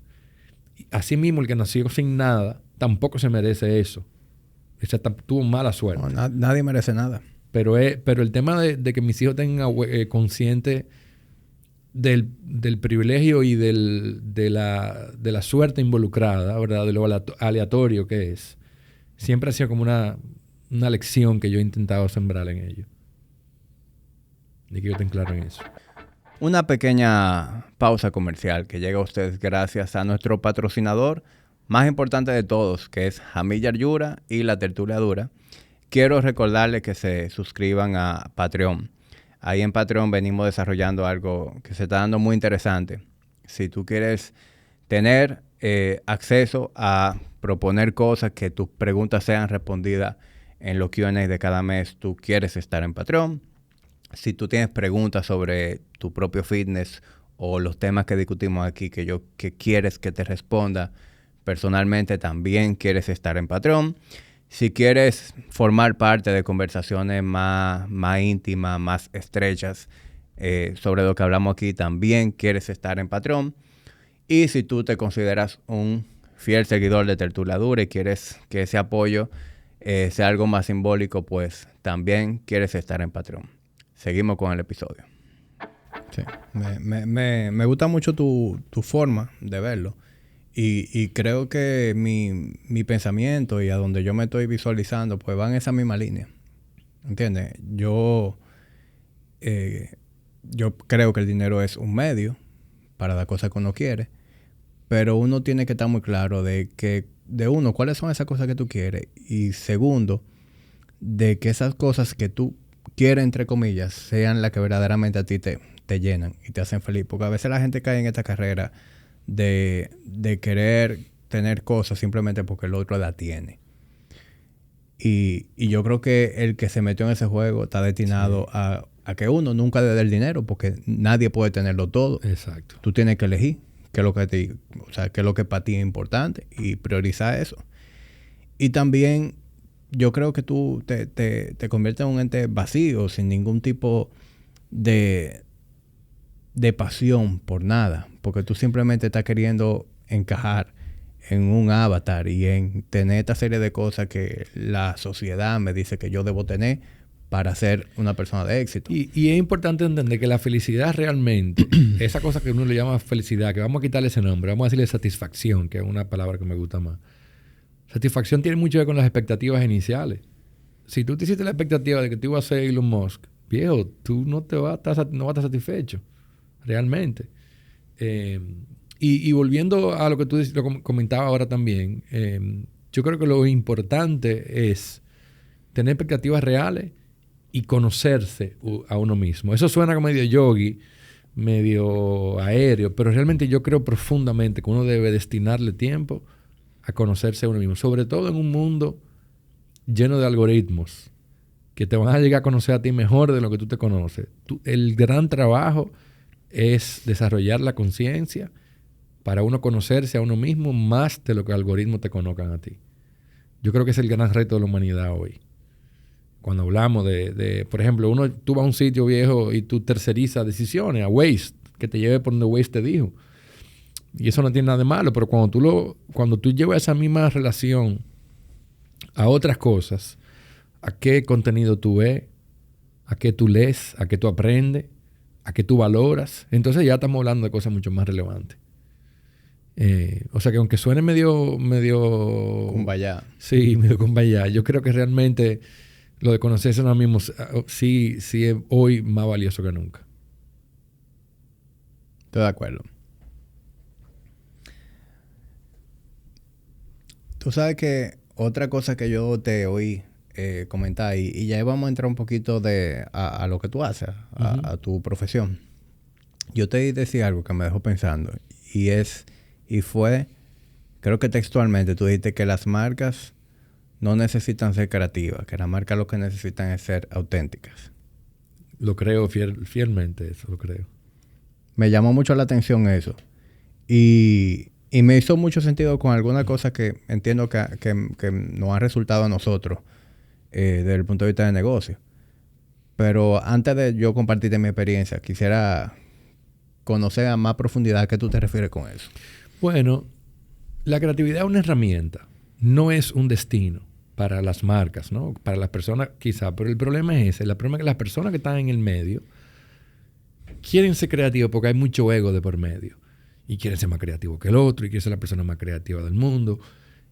La creatividad tiene que ser algo para disfrutar, para crear cosas de valor.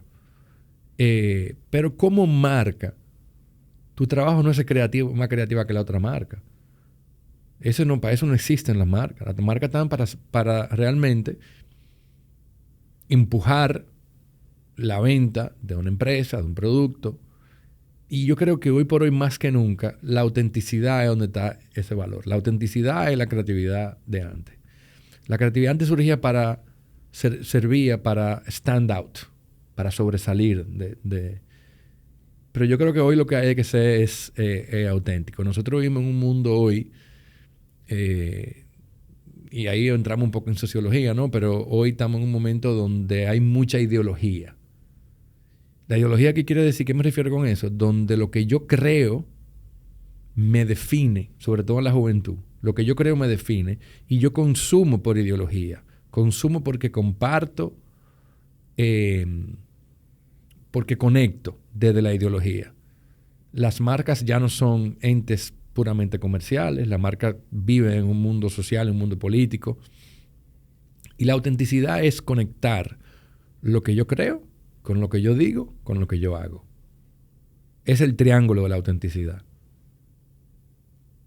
Cuando yo me refiero a autenticidad, yo no me refiero a que la marca deben coger ahora una causa porque es conveniente. Es que realmente lo que la comunicación, si antes la comunicación era una fachada para decorar con una marca, una compañía, hoy la comunicación es una ventana para mirar hacia adentro lo que verdaderamente hay.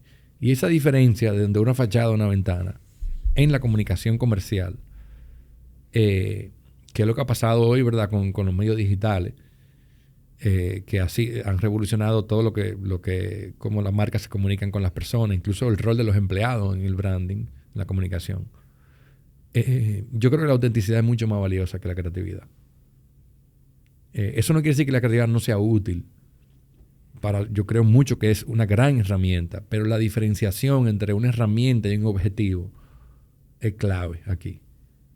La creatividad no es el objetivo, es una herramienta para conseguir el objetivo. Y si tú, dentro de tu autenticidad, usas la creatividad como esa herramienta, pues maravilloso. Pero si tú te propones que tú quieres una marca creativa porque sí, entonces yo creo que ahí realmente se están desaprovechando oportunidades. Te decía que hice mucho clic con eso, porque lo llevé como a mi terreno y a mi propia experiencia.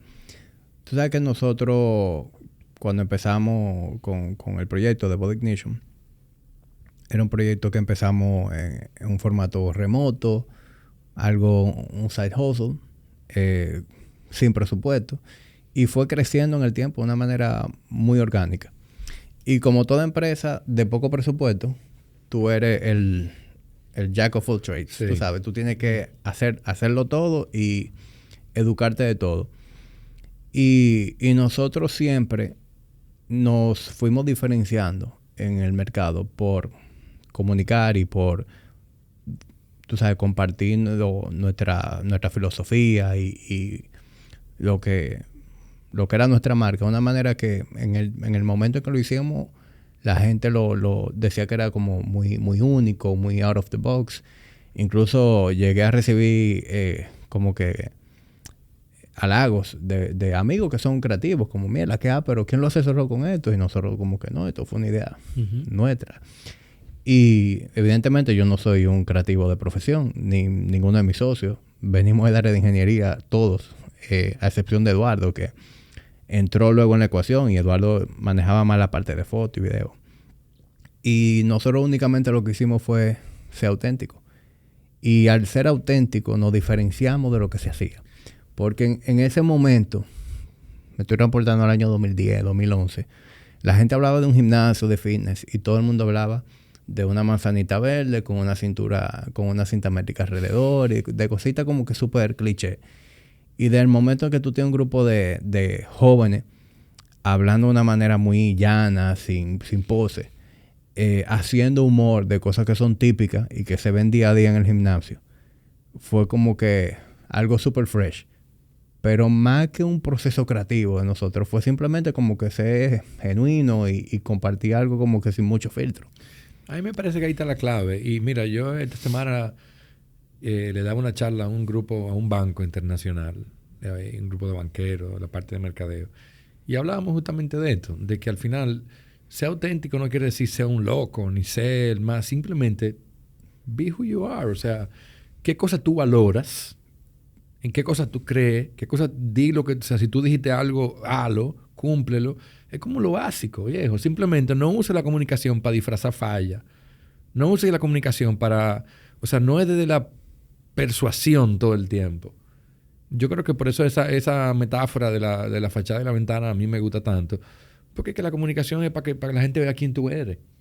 Tú tienes que obviamente enseñar lo mejor de ti, pero no es para disfrazar cosas. Y yo creo que eso es algo que cada vez se está entendiendo más. Nosotros empezamos aquí en un momento, fuimos muy vocales con este tema de la era postpublicitaria, donde por ejemplo un anuncio tradicional, la gente lo reconoce como un anuncio, de que lo ve, de que empezó el primer segundo, la gente dice, lenguaje anuncio. Porque en la publicidad tradicional la gente se comporta y dice cosas que no suceden en la vida real. Se mueve, habla de manera que no sucede en la vida real. Pero yo no me refiero ni siquiera exclusivamente a la parte de producción audiovisual. Es como las compañías se proyectan en el mundo. Lo que termina pasando es que tú tienes marcas muy bien manejadas, pero hay un gap entre la marca y la empresa. Porque la marca es quizá está aquí arriba, pero la empresa en realidad no llega ahí arriba. La empresa quiere decir la gente, la gestión. Entonces la autenticidad yo me refiero a alinear la gestión de la empresa con la marca para que todo esté en ese triángulo donde yo digo, yo como te dije ahorita me lo imagino todo visual, ¿no? Yo me imagino primero un gran círculo que es el que yo le digo el entorno. Y el entorno es todo lo que sucede ahí afuera que te afecta pero tú no controlas. Dentro de ese círculo que es el entorno está este triángulo que es lo que yo digo, lo que hago y lo que creo. Y en el centro de ese, ahí está el alma de la empresa, que es como esta historia. Es como quién tú eres, conectado con todo eso. Entonces, el entorno es muy importante, tú no puedes nunca olvidarte del entorno porque te afecta y tú vives en ese entorno. Entonces, siempre como ese análisis constante. Por eso yo creo, nosotros enfocamos mucho el marketing de la sociología también. Hay mucho de sociología en lo que nosotros hacemos. De hecho, Martín, mi socio, es sociólogo. Es una persona que admiro mucho, de quien he aprendido muchísimo. Y lo que yo he ido haciendo con toda esta gente valiosa, Martín, Che Muñoz, que es el mejor creativo con quien yo trabajo en mi vida, mi hermana Alicia, que maneja la parte comercial, Violeta Irujo, que es la operativa, y lo he ido haciendo socio del proyecto, porque yo quiero armar este Dream Team. Y quiero compartir con ellos todo lo que hacemos, incluyendo el dinero. Mortal. Y me gusta mucho la manera en que tú haces negocio. Creo que opera así como que con ese nivel de justicia. Eso que tú acabas de decir, justicia, ese es un driver para mí clave. Yo leí un libro muy importante que se llama Theory of Justice de John Rawls. Es un libro que cambió y es un libro de un filósofo no sé si era de Harvard o de Yale, no me acuerdo. Pero para mí la justicia es importante. Siempre es importante. Si yo tengo que perder o ganar menos para ser justo, yo estoy ok con eso. Siempre ha sido un tema muy importante en la toma de decisión. Y que ha sido muy conflictivo en momentos. A mí me han dicho, por ejemplo, cuando yo le compré a mi socio, le compré su parte de la empresa, vieron que yo era un pendejo, que cómo va a ser, que yo me estaba dejando engañar. Digo, no, estoy siendo justo. Estoy siendo justo. Yo no quiero ni más ni menos de lo que me merezco, ni quiero que él se lleve más ni menos de lo que se merece tampoco. Para mí siempre es un tema muy, muy importante en mi vida. Sí. Yo creo que... Y algo muy generacional. Como que antes el empresario, en términos generales, era muy egoísta, muy avaricioso, como atropellante. Sin embargo, esta nueva generación es más como de una onda de win-win. Y ve el valor en eso. Porque para mí, la razón por la cual yo creo en ese win-win no es porque yo sea el tipo más cumbayá, como tú bien decías, sino porque yo creo que es lo justo y porque yo creo genuinamente en que este mundo da mucha vuelta. Y a mí me gusta como que con la gente que yo valoro, especialmente, está siempre en buenos términos. Sentí esa seguridad de que en el momento en que tú y yo hicimos algo, tú recibiste un trato justo de mí. Tú sabes lo curioso en mi caso, que todo el con quien yo he hecho negocio, desde empleado hasta... yo creo que te pueden decir que yo he sido justo. Pero con quien yo no he hecho negocio y no conozco, yo he oído gente diciendo barbaridades de mí. Pero gente que no me conoce, que no me ha tratado, que no... De hecho, a mí, o sea, a veces en redes sociales me dicen vaina que yo digo, mierda, pero este tigre no me conoce. Y te dicen cualquier cosa, viejo. Y a mí al principio me ha afectado mucho. Ya no, ya, porque yo tuve varios escándalos que por servirle al Estado, hacerle consultorías y demás, me decían una cantidad de cosas impresionante, viejo. O sea, la cantidad de insultos y de cosas. Pero creo que todo el que ha hecho negocio conmigo te puede decir. Intento ser siempre justo. Con mis empleados, con mis socios, con todo el mundo. En este fenómeno que tú dices de que la gente se está dando cuenta de lo importante de eso, de ser auténtico. La persona, pero también la empresa, las marcas y todo eso. ¿Qué papel tú crees que juegue la forma en que hoy tú puedes compartir lo que tú haces, compartir contenido? Y me explico un poquito mejor. Nosotros crecimos consumiendo medios tradicionales, televisión, radio, etcétera.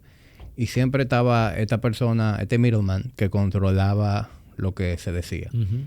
Y por eso tú siempre consumías un producto muy terminado, con un idioma muy correcto, todo censurado, todo bien pulido, lo que se va a hacer.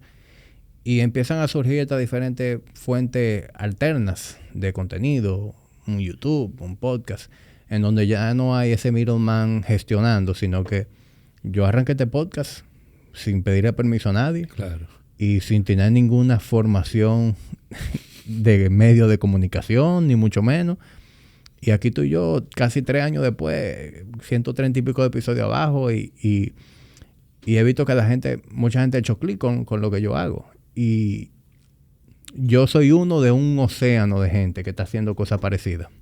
Y creo que la gente ha ido como que haciendo clic con ese tipo de información un poquito más aterrizada, un poquito más natural, más orgánica. A mí me parece que se democratizó, por un lado se democratizó la generación de contenido. Y lo que se logró fue eso, que no tuviera que tener la sobreproducción, sino que todo empezó con The Real World en MTV. Te lo juro, todo empezó con The Real World, primer reality show. Ahí se plantó la idea de que se podía hacer contenido de otra forma. Y ese show todavía era súper mega producido, pero pretendía que no. Uh-huh. Pero de ahí, obviamente, el internet, la tecnología se abrió. Y obviamente también ahí pasó un tema generacional en el medio de todo eso. Lo que pasa hoy es que, primero, pasamos de generar discursos a generar conversaciones. Fíjate que lo que hay siempre es un diálogo entre las marcas y la gente. Ya hay más un tema de conversación. Porque hay un tema de empoderamiento de la sociedad, de involucramiento de la sociedad, que quizás a veces es exagerado, quizás a veces se le va la mano. También, como en el tema de la exigencia de empoderamiento, de derechos y demás. Yo creo que hablamos mucho de derechos y hablamos un poco de deberes, pero eso es otra conversación. Pero definitivamente yo creo que lo que ha pasado con la generación de contenido es que se democratizó. La tecnología lo permitió. La digitalización lo permitió. Fíjate desde los músicos, por ejemplo. Había un sello disquero que te firmaron. Hoy tú lanzas una vaina y la pones en Spotify. Y si te pegaste, te pegaste. En YouTube. Y eso es parte de la belleza del Internet. Obviamente el Internet también tiene sus riesgos, ¿no? No vamos a decir riesgos, pero tiene su... Pero yo soy creyente que mientras más capacidad tengamos de compartir cosas, ideas, experiencias, de una manera respetuosa. Y digo respetuosa porque si nos vamos a Twitter, de repente lo que pasa es otra cosa, es otra dinámica. ¿Twitter pre o post Elon? Yo creo que siempre Twitter ha sido el cesspool de la humanidad, viejo. Ahí la gente se dice cosas que nunca te diría en tu cara. Que nunca. Yo creo que la gente Hay un español que se llama Daniel Innerarity, un filósofo político que a mí me gusta mucho. Y el tipo dice que hay tanto odio en el mundo hoy porque la gente sabe que las instituciones lo van a frenar. Como que la gente se da el lujo de ser tan odioso y tener tanto odio porque saben al fondo eso no va a llegar a la violencia. Porque hay instituciones que lo van a frenar, proteger. Que lo van a proteger. Y por eso la gente se da el lujo de ser tan hater. Pero el tema de los podcasts me parece súper interesante. Yo siempre tenía como el sueño de que voy a hacer un podcast y nunca llego. ¿No? Siempre a Jorge Chalup se lo comentaba. Se lo comentaste, creo que fue a Chabla también. Voy a hacer un podcast. Pero y yo hoy consumo mucho podcast. Ha sido mi fórmula en los tapones, consumir podcast. Realmente me ha alegrado mucho la vida en la calle. Pero no sé, con tu pregunta... Yo creo que sí, que la gente quiere contenido más auténtico, quiere contenido más fresco. Y quiere marcas que se parezcan a eso. Y marcas que crean en algo, que estén dispuestas a poner skin in the game. Que yo creo que cada vez más es la exigencia de que marcas pongan skin in the game. Lo que sí estamos en un momento de mucha polarización ideológica, que yo creo que es peligroso. Y me preocupa bastante ese tema. Creo que estamos en un momento medio crítico con esa parte. Sí, estoy de acuerdo. Y ahí es donde las marcas que pongan ese skin in the game, independientemente de cuál sea su postura, adquieren un respeto inmenso de mi parte.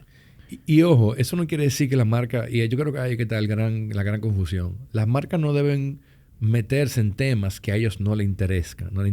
Por eso la autenticidad. La autenticidad es, si a usted no le interesa el tema del aborto, no se mete en eso. Si usted no cree firmemente en eso, no se mete en ese tema. O si no tiene nada que ver contigo. Busca un tema que verdaderamente sea importante para ti, como marca, como empresa, que verdaderamente tú creas en eso. Por ejemplo, nosotros hemos sido muy vocales con la licencia de paternidad. Y hemos hecho temas del 2019 fuñendo con eso. Pero nosotros tenemos 15 días de licencia de paternidad. Para nosotros es importante la licencia de paternidad. Porque yo creo que un papá que tiene un hijo y tiene 2 días de licencia de paternidad, que es básicamente un día en la clínica y un día para declarar al muchacho, lo que está diciendo es a la mujer que se encargue de eso. Entonces, si yo creo en igualdad de género, que creo en igualdad de género porque crecí en una casa donde se vivía igualdad de género, pues yo tengo que creer en la licencia de paternidad, porque el padre asume un rol y esté con el niño. Entonces nosotros creemos en esa causa, hemos sido vocales con esa causa, hemos hecho movimientos y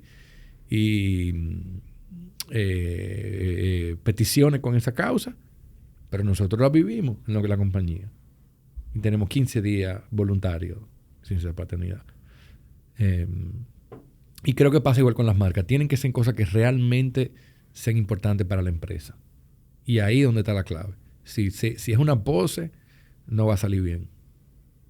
Y casi siempre lo es. Casi siempre lo es. Es un greenwashing, es un correcto. Es una pose. Y yo creo que ahí viene el fallo. De quererse meter en cosas porque está de moda, porque mi audiencia quiere. Porque me voy a ganar este sector si hago esa movida. Pero debería ser en algo donde hay un compromiso real de la empresa. Donde la empresa esté dispuesta, y tenga la capacidad y el interés de realmente comprometerse con algo. Si no, yo prefiero que no lo hagan. Yo estoy de acuerdo contigo.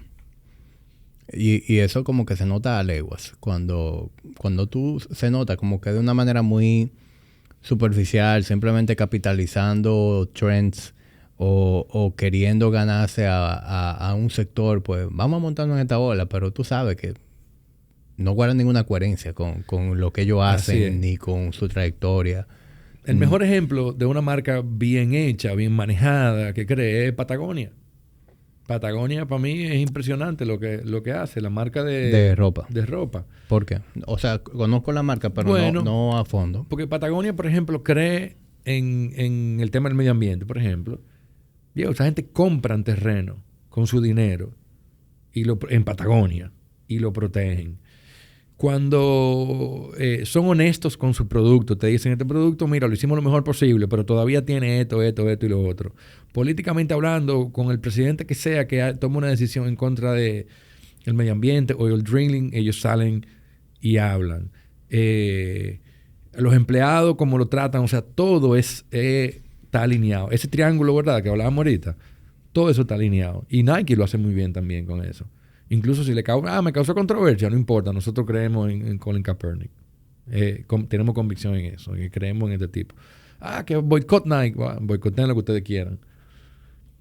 Pero, por ejemplo, hay otras marcas que no voy a mencionar donde tú te das cuenta que es una pose. Y quizás no le salió bien. Pero tú te das cuenta que realmente no es así.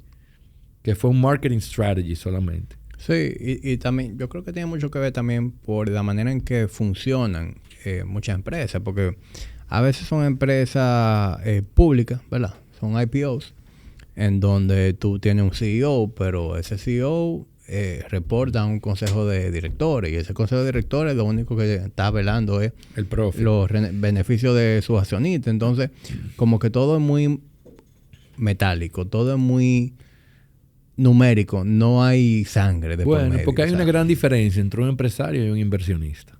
Uh-huh. El empresario mira a la empresa como un ente total, como una cosa que está viva. El inversionista nada más le importa su bottom line. Y lo que pasa cuando una empresa es pública es que quien la maneja son los inversionistas, no los empresarios. Yo creo mucho en los empresarios y creo que las empresas son clave para el desarrollo de las sociedades. Clave. Y creo además que en República Dominicana tenemos un gran empresariado, realmente. Aunque lo acabemos, aunque la gente diga, yo creo que tenemos un gran empresariado. Que en el momento que han tenido que dar la cara, han dado la cara.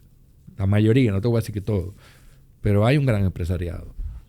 Cuando una empresa es pública y son los inversionistas, de hecho Wall Street yo creo que es la cosa que más daño le ha hecho al mundo.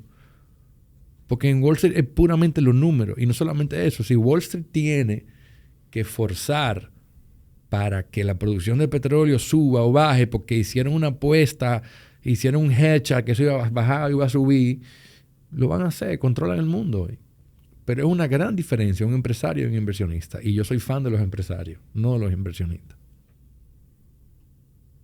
Hay se me olvidó el nombre, creo que es Small Giants. Voy a verificarlo y lo voy a corregir. Pero yo leí un libro que hablaba sobre empresas que en momentos, digamos que en que estaban alcanzando un pico, se vieron en esta disyuntiva de me hago público o me mantengo pequeño y apuesto como a mi visión original, a mi convicción. Y habla de casos de empresas como eso, que se fueron por esa alternativa de mantenerse un poquito más pequeño, pero fieles a su criterio. Y ahí se dan muchísimas situaciones súper interesantes que para mí fue un libro que disfruté bastante leer. Porque habían empresas como de diferentes sectores que apostaron a eso. Yo entiendo el appeal de hacer un IPO, de irte en IPO. Porque obviamente es un montón de cash al principio. Tú compartes tus riesgos, levantas muchísimo efectivo. Pero realmente lo que termina pasando con la empresa es que, por ejemplo, mira qué pasa. Se pierden, tú tienes un trimestre malo y se pierden 2, 3 mil, 10 mil empleos. Porque la presión de los inversionistas en que tú no estás cumpliendo los números que tú le dijiste que iba a cumplir hace un año, y entonces se pierden 10 mil empleos. O tú no puedes dar un aumento porque hay una presión muy grande en el bottom line que yo creo que termina desvirtuando la empresa. Y no es verdad este tema de trickle down economics. Eso se sabe que no funciona. Esta idea de trickle down economics, de que no importa, déjala porque si le va bien ahí, le va bien a todo el mundo abajo. Eso no es verdad. No, por eso estamos viendo cada vez más marcada esa diferencia. Y estamos viendo que los salarios de los CEOs en Estados Unidos, en la IPO, se multiplican por 7, por 8, por 9. Y el de los empleados no. Sigue siendo el mismo. Entonces, yo soy muy crítico de esa modalidad de manejar únicamente con el bottom line. El bottom line es importante, como decíamos ahorita. Es importante. Pero no puede ser más importante que la gente. Ahora que tú mencionas eso, yo estaba escuchando en estos días, yo consumo mucho el podcast de Scott Galloway. ¿Sabes quién es? Sí. Y él estaba hablando de cómo de hace varias décadas hacia acá, la forma en que se administran las empresas ha venido cambiando. Está ese fenómeno del CEO, el CEO ultra valorado. Y el hecho de que las empresas hoy en día viven para su grupo de accionistas, de inversionistas, y para ciertas posiciones directivas, pero esa estructura de la empresa no se ve remunerada de una manera justa para lo que es el rendimiento de la empresa. Y por eso se ve mucho más marcada esa diferencia entre quienes tienen mucho y una clase media que está prácticamente desapareciendo. Y eso se está viendo muy reflejado en lo que es el poder adquisitivo. Por ejemplo, nosotros como generación somos mucho más pobres que nuestros padres décadas atrás. Ellos son la primera generación que es más pobre que su padre, los millennials. Por ejemplo, a mi edad, mi papá ya tenía casa propia. Era un señor. Bueno, además de que era un señor, ya tenía casa propia. Podía a lo mejor perfectamente él mismo ser el único proveedor y que mi mamá estuviera un poquito más presente en la casa. Y estoy poniendo a mi familia como un ejemplo, pero como que esas eran cosas muy normales y nuestros abuelos ni se diga. Sí. Sin embargo, hoy en día, tener una casa propia para alguien de clase media es prácticamente imposible ya. O sea, estamos pasando un modelo en el que todo es alquilado y por suscripción. O sea, todo va a ser...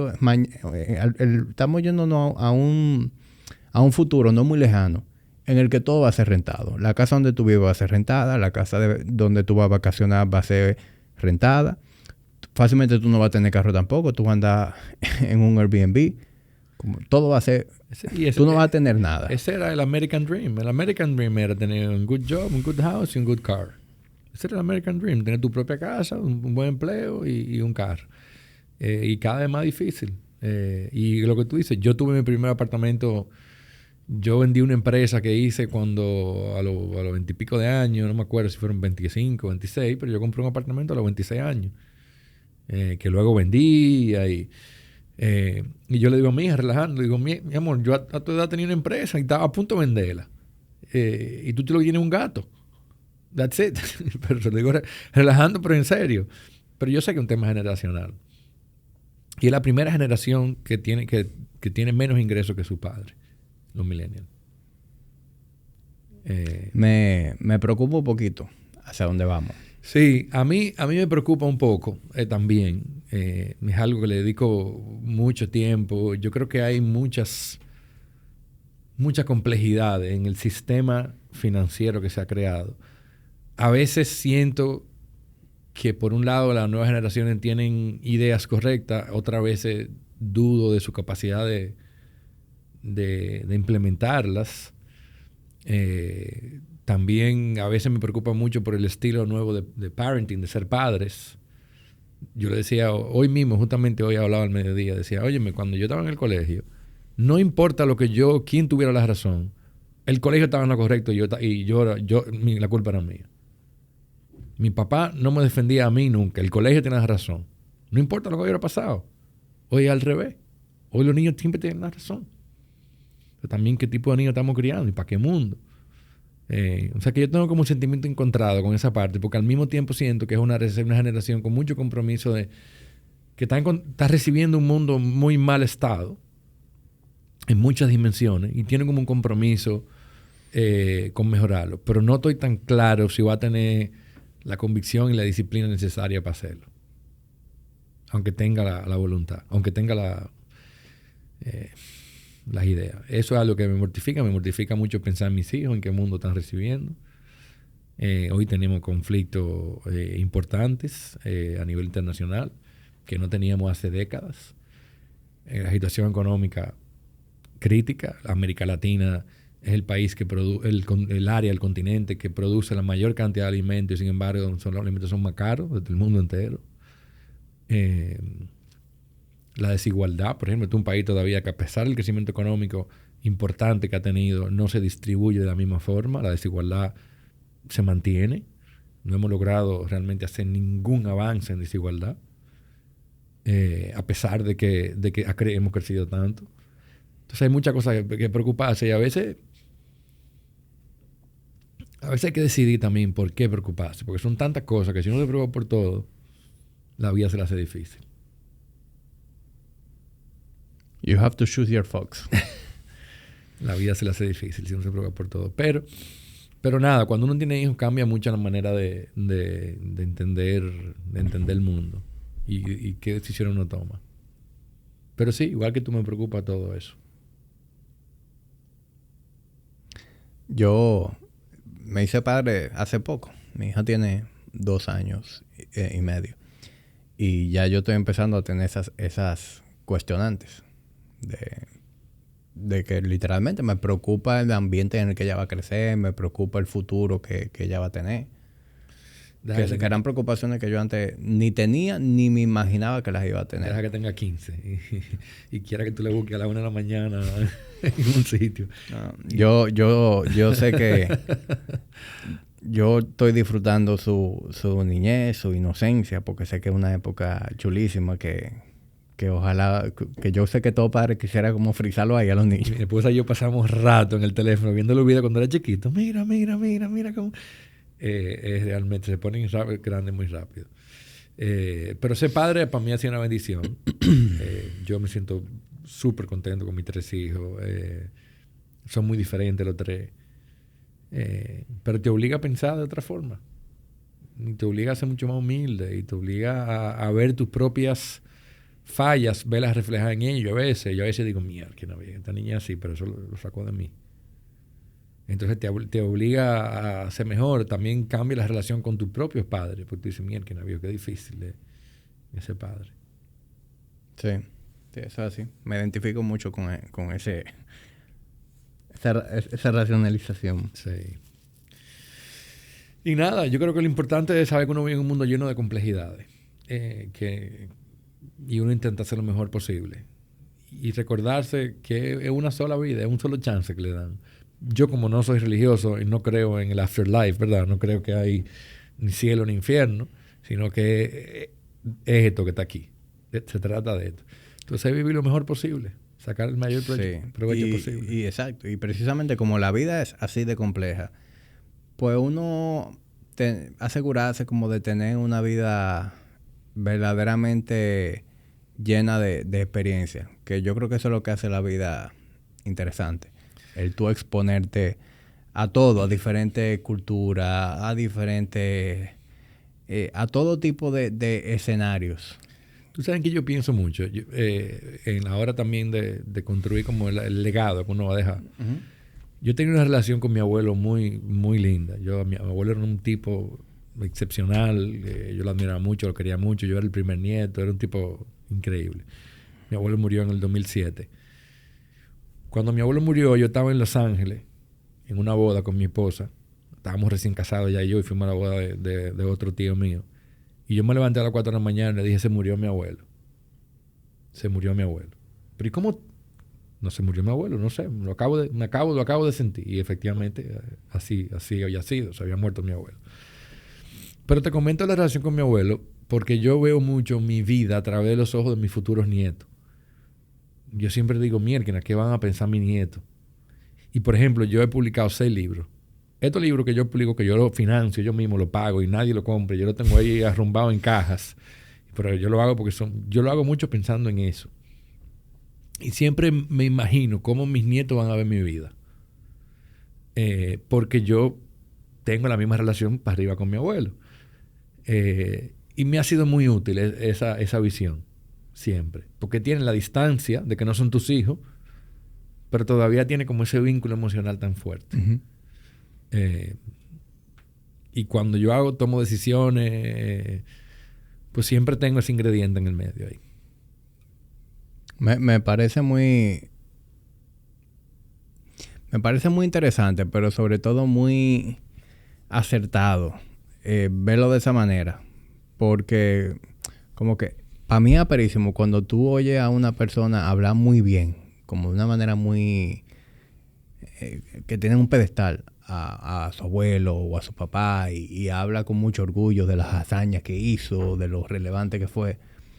Y cada vez que yo digo eso, yo pienso, coño, yo quisiera que mis hijos y mis nietos hablen así de mí. Claro, totalmente. Como yo tener una vida tan relevante que en el día de mañana sea como que un orgullo decir, yo soy pariente de él. Con mis hijos es medio funny, porque, por ejemplo, yo sé que para que ellos ya tienen la edad, ya tan grande, más o menos, tan grandecito, y conocen a los papás de los otros niños. Entonces, yo soy como el papá raro, viejo. Tú eres el papá que hace expediciones. El papá que hace expediciones, que el tipo le gusta estar leyendo todo el tiempo, le gusta irse para los montes, está callado, que se viste diferente porque anda como con unos jeans. Entonces, el papá es raro. Entonces, me da muchísimas risas porque ya ellos me lo dicen. Antes ellos no se daban cuenta, pero ahora ya se dan cuenta. Con mi nieto va a ser más curioso todavía. Me causa curiosidad. Si tengo nieto, ojalá que sí, pero... Ojalá que no sea por ahora, ¿no? Pero ojalá que eventualmente. Pero siempre es como una línea que trazo desde la vida de mi abuelo hasta la vida de mis nietos, cuando lleguen, como una sola línea que traza, que recorre todo ese camino. Y yo estoy como en el medio. Pero yo siempre estuve muy agradecido de mi abuelo, de todo lo que hizo por mí. Me encantaba... De mi abuelo y mi abuela, de ambos. Siempre fue una relación muy linda con ella. Bueno, Mario, mira, yo estaba looking forward a esta conversación, pues yo sabía que iba a ser muy interesante para mí. Y las expectativas que yo tenía la llenó y la superó. O sea, a mí me resulta sumamente fascinante la cosa que tú has hecho, la visión que tú tienes. Ni siquiera sabía que tú habías escrito 6 libros. Bueno, hay 3 que son de cuentos y 3 que son de fotografía. ¿Son 6? Sí. Así que si lo que tú me dijiste que me iba a compartir... No, te lo mando. Lo voy a esperar.